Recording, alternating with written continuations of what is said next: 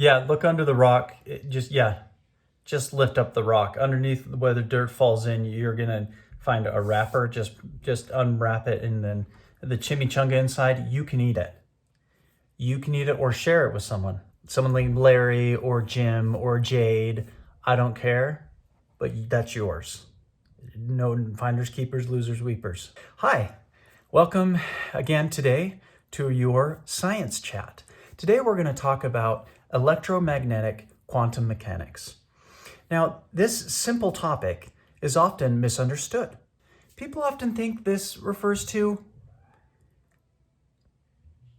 how to make pudding, but that's not really what it's about. Quantum physical magnetic mechanics are a function to describe the way the world turns sideways at an axis equations.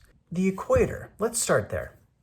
The equator is something to behold. It's something to really understand. And to truly understand it, we have to go back to the study of a man named Friedrich Heisenberg back in the 1857s. And Friedrich Heisenberg was an electromagnetic physicist.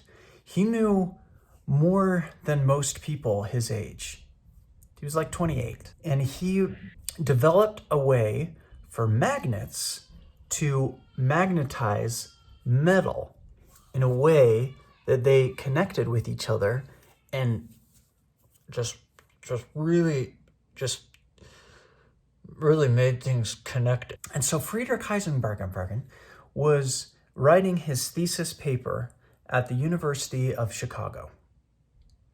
And he discovered something in his mind, that if you put a magnet next to metal, and you put that metal next to wood, you put that wood next to a magnet, you've got a geological schmore. He was onto something. He wrote his paper on this, and people laughed at him, called him names, said he was a silly person, but he wasn't a silly person. He was quite serious all the time. He never made a joke, not even once, maybe twice, but he never made one joke. When he would make jokes, they were always dual jokes. They were always jokes that were together like a magnet. And so Friedrich Heisenberg wrote this paper, people laughed at him, and then he died.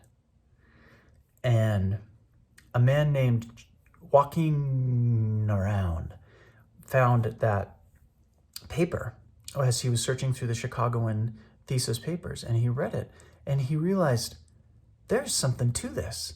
Yeah, it's a bunch of nonsense. Yeah, no one's going to eat a s'more that'll break their teeth. But he wrote something in the margins about magnets and metal and metals. And he ran with this idea.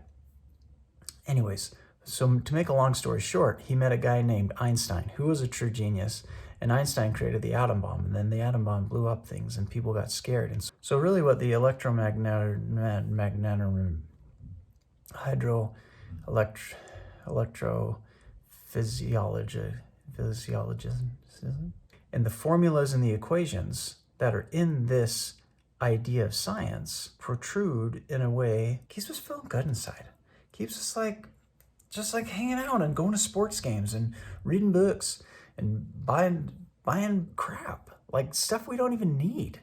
We buy it and then we throw it away, and then we buy more stuff, and the landfills keep getting bigger and bigger and bigger and bigger.